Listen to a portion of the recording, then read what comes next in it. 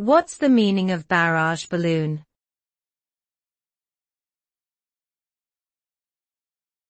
Barrage balloon.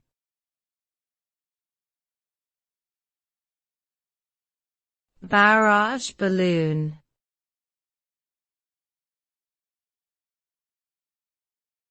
Barrage balloon.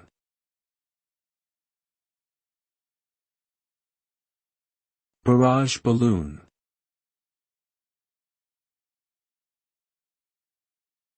A barrage balloon is a type of tethered aerostat, which is a large balloon filled with gas that is anchored to the ground by a cable.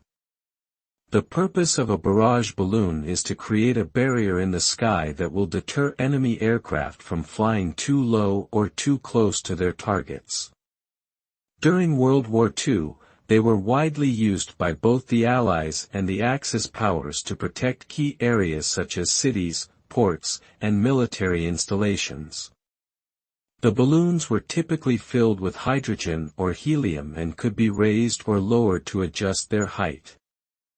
Although they were effective at deterring low-flying aircraft, barrage balloons were also vulnerable to attack and could pose a danger to friendly aircraft if they broke free from their moorings.